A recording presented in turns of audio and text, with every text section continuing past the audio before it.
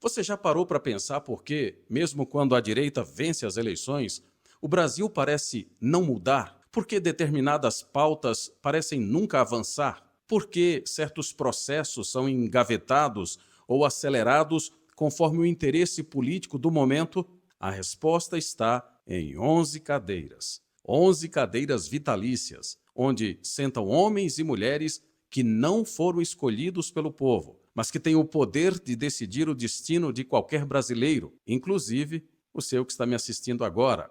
O STF tem 11 ministros. Desses 11, 9 foram indicados por presidentes de esquerda. Só o Lula, por si só, fez 5 indicações. Dilma fez mais 2. Ou seja, a esquerda não precisou ganhar todas as eleições para controlar o Brasil. Ela tomou o STF. E olha o tamanho desse controle. Alexandre de Moraes, indicado por Temer, que virou o braço armado da esquerda dentro da corte, fica até 2043. Flávio Dino, indicado por Lula, fica até 2044. Cristiano Zanin, o ex-advogado pessoal do próprio Lula, indicado por ele para o STF, fica até 2050. E Jorge Messias, mais uma indicação do Lula, seguirá no cargo até 2055. Quando você tiver 20 anos a mais do que tem hoje, quando seus filhos já forem adultos, quando seus netos já estiverem nascendo, o Brasil ainda estará refém de uma indicação que Lula fez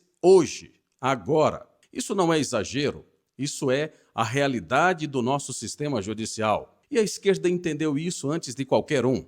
Em 2028, 2029 e 2030, Luiz Fux, Carmen Lúcia e Gilmar Mendes se aposentarão do STF. Isso torna a próxima eleição a mais importante de todos os tempos.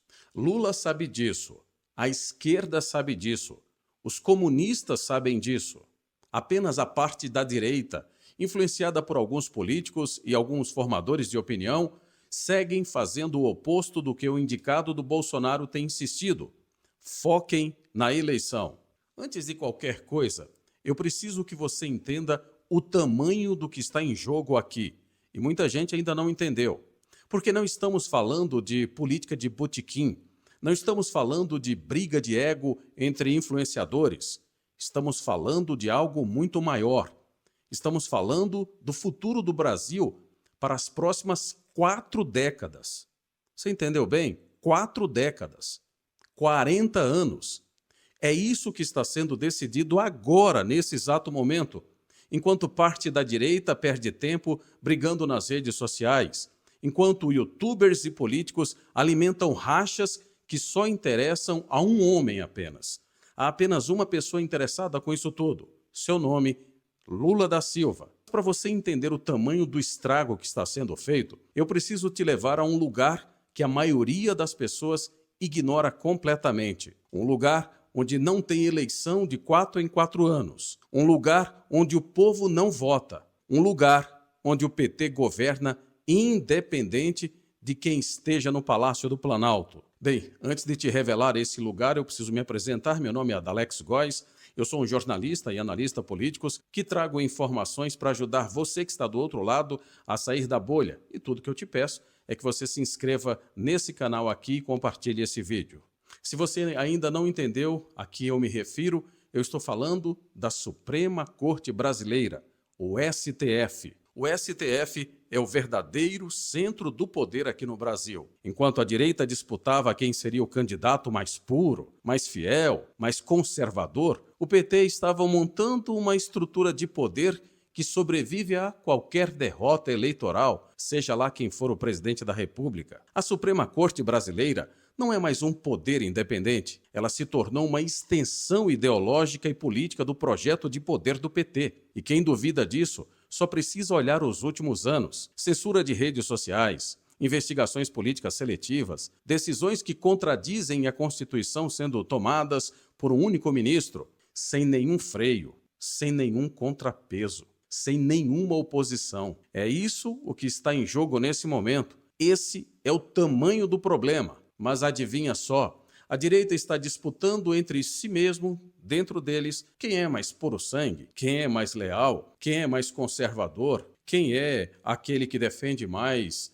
às propostas do conservadorismo. No fundo, não é essa a questão. Cada vez mais fica evidente que trata-se de uma briga intensa de egos, grandes egos, no momento em que o futuro da nação brasileira, nós estamos falando de 40 anos, de 4 décadas que serão impactadas por a decisão que será tomada agora por quem será o próximo presidente da República. Enquanto isso, Eduardo Bolsonaro e Nicolas estão tentando definir qual dos dois é o mais bonito, o mais galanteador, o que tem olhos mais chamativos, aquele que consegue falar melhor, ou seja, estão brincando de fazer política num momento tão decisivo quanto esse. E agora eu chego no ponto mais doloroso desse vídeo, porque o que eu vou te contar agora não é sobre a esquerda, é sobre a direita destruindo a si mesma. Com tudo isso que eu acabei de te explicar, de deixar claro para você, com esse mapa de poder todo montado, com o STF dominando, com Lula de olho em mais 3 cadeiras na próxima janela de aposentadorias que vai haver dentro do STF, o que parte da direita decidiu fazer? Decidiu abrir uma guerra interna, decidiu criar grupos, facções, classificar quem é traidor e quem é fiel. Decidiu transformar a eleição mais importante da história recente do Brasil em um palco de vaidades pessoais. Vamos começar pelo cenário. Jair Bolsonaro preso preventivamente, afastado do cenário político, mas ainda a maior liderança da direita brasileira e um dos maiores líderes de todos os tempos. Fez uma indicação clara. Ele indicou Flávio Bolsonaro, seu filho. As razões são variadas, mas Jair tinha no tabuleiro a possibilidade de indicar Tarcísio de Freitas ou de indicar Flávio Bolsonaro. Naturalmente, apesar da pressão de estar preso, de muita gente tentando influenciar o pensamento dele, apesar disso, ele optou por dar sequência ao seu modelo de gestão ou alguém da sua linhagem. Portanto, ele escolheu Flávio Bolsonaro. Como reagiram algumas pessoas? Por exemplo, como Michele Bolsonaro reagiu? Como Nicolas Ferreira reagiu? Como Tarcísio reagiu? Como Kassab, que é o cacique dono do partido, aonde está o Tarcísio, reagiu? Parece que todos esses não ficaram satisfeitos com a indicação do Flávio Bolsonaro. Tudo leva a crer que, levado ali por uma possível indicação e articulação, todos esses esperavam que o Tarcísio fosse o indicado. E, com a indicação sendo feita no sentido de Flávio Bolsonaro, houve um descontentamento generalizado. Isso parece ter sido suficiente para que passassem a sabotar a possível candidatura do então Flávio Bolsonaro, senador. Agora, com a consolidação da indicação do Flávio Bolsonaro como candidato de fato oficial do PL e do Jair Bolsonaro, já está claro. Michele Bolsonaro, Nicolas Ferreira e Tarcísio não são aliados de primeiro tempo. A impressão que se passa é que eles vão esperar pela prorrogação para definir então de que lado eles irão apostar as suas fichas. É pouco provável que eles devam apoiar ao Lula, mas deve haver um apoio muito tímido ao Flávio Bolsonaro. Você pode dar o nome que você quiser, pode chamar de trairagem, pode chamar de egocentrismo, pode escolher os nomes que você quiser para dar a essas pessoas, mas um fato é, independente do que levou, ou das motivações que levou a cada um desses a não apoiar o Flávio Bolsonaro, esse racha traz apenas benefício para um grupo específico, em especial para um sujeito, Luiz Inácio Lula da Silva. Veja o caso do Eduardo Bolsonaro, filho do próprio Jair. Eduardo devia construir pontes, ampliar essa coalizão, mas adotou uma postura de confronto direto com Nicolas Ferreira, independente dele estar certo ou errado. Transformou uma divergência estratégica numa briga pessoal pública, que alimenta manchetes atrás de manchetes, e cada manchete é um presente para a esquerda. Mas aí entra o Nicolas Ferreira, o político mais bem votado da história do Brasil, com uma audiência absurda, com influência real dentro e fora das redes. Em vez de usar esse poder para alavancar a candidatura indicada por Bolsonaro, ele tem usado a sua energia de uma outra forma. Não apoia abertamente, não engrossa o coro, fica em cima do muro, ou pior, movimenta peças nos bastidores para criar um caminho paralelo, para implodir a candidatura do Flávio. Um movimento alternativo que divide o eleitorado conservador exatamente quando esse eleitorado precisaria estar mais unido do que nunca. E aí, nós temos a ação da imprensa, entra o Kim Paim, quase que diariamente, com sua imensa audiência, com sua imensa influência, com seus conteúdos, ele tem alimentado e tem solidificado essa narrativa de ruptura. Classifica quem é traidor, aponta os inimigos internos, acirra os ânimos, constrói muro entre bolsonaristas de verdade e os demais, os traidores. O resultado? A direita se dividiu em dois grandes grupos. Hoje nós temos os bolsonaristas e os nicolistas, como se esses dois grupos lutassem por princípios completamente diferentes, como se o inimigo fosse o outro lado do mesmo campo, e não o PT, e não o STF, e não Alexandre de Moraes. É irracional isso. E sabe o que mais é trágico nisso tudo? Nenhum desses três está errado em tudo o que pensa. Nicolas tem qualidades reais. Eduardo tem razões para se preocupar com o futuro da família e com o legado do seu pai. E Kim Paim tem uma audiência que confia nele. Mas todos os três, juntos, estão fazendo exatamente aquilo que a esquerda precisava que eles fizessem: destruir a coesão da direita antes da batalha mais importante. É como dois generais brigando sobre quem vai comandar o exército, enquanto o inimigo avança justamente pelas muralhas enquanto eles estão discutindo.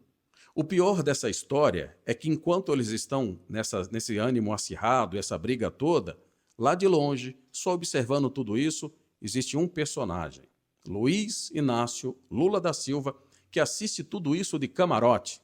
E isso, meu amigo, não é metáfora. Isso é literalmente o que está acontecendo. Lula e o PT assistem com profundo interesse e satisfação a cada tweet de Eduardo, a cada live de Kim Paim, a cada silêncio calculado ou compartilhamento de Nicolas. Cada clique, cada visualização nessa guerra interna da direita é um combustível para o projeto do PT. Porque o cálculo é simples. Se a direita não eleger Flávio Bolsonaro, aí Lula indica mais 3 ministros ao STF. Eu disse 3. Mais 3 indicações do PT numa corte que já tem 7. Chegaremos a 10.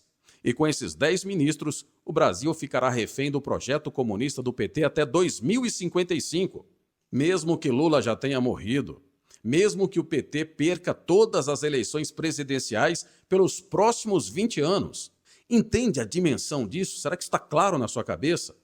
O PT está construindo um poder que vai além da vida dos seus próprios líderes. E a direita está ajudando.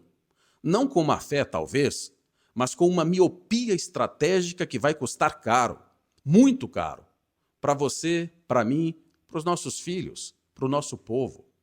E Lula não precisa nem fazer campanha contra a direita. Ele só precisa esperar. Porque parte da direita está fazendo o trabalho sujo por ele, destruindo de dentro para fora a única força política capaz de frear exatamente o projeto de poder comunista aqui no Brasil. Essa é a única oposição que havia. Agora, talvez, fique enfraquecida. Então, o que eu te peço agora não é que você escolha um lado nessa briga. Não é que você siga esse ou aquele político, esse ou aquele influenciador. O que eu te peço é que você pense estrategicamente. Pergunte a si mesmo: quem ganha quando a direita briga? A resposta é sempre a mesma. Lula ganha, o PT ganha, o STF ganha.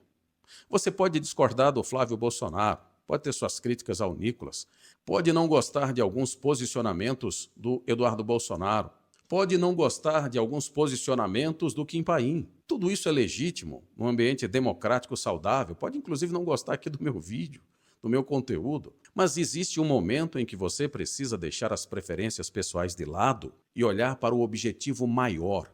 Esse momento é agora. Porque depois de 2026, as janelas de aposentadorias do STF, elas vão se abrir. Fux, Carmen Lúcia e Gilmar Mendes vão sair. E quem estiver no poder vai decidir quem entra. Essas decisões vão definir o Brasil por décadas, não por 4 anos. Por décadas, eu disse. Apenas continuem brigando. Em 2027, corram para as montanhas se der tempo. E olha, isso não é pessimismo não, tá? Isso é um alerta. É um balde de água fria na cara de quem ainda acredita que pode se dar ao luxo de haver nesse momento uma guerra interna. O Brasil, acima de tudo, não pode ser um slogan de campanha. Não pode ser só uma frase de camiseta. Ele precisa ser uma escolha diária, mesmo difícil, que muitas vezes significa engolir o orgulho e olhar para o que realmente importa, que deveria ser o povo brasileiro. A próxima eleição não é sobre ego, não é sobre quem tem mais seguidores, não é sobre quem é o herdeiro mais legítimo do conservadorismo brasileiro. Nada disso. Isso é pura bobagem. É sobre quem vai sentar no STF, é sobre quem vai governar esse país.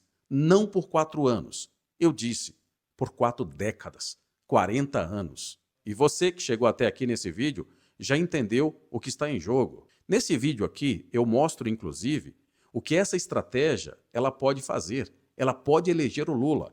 Assista a esse vídeo agora, a essa indicação, compartilhe esse vídeo com quem ainda não entendeu.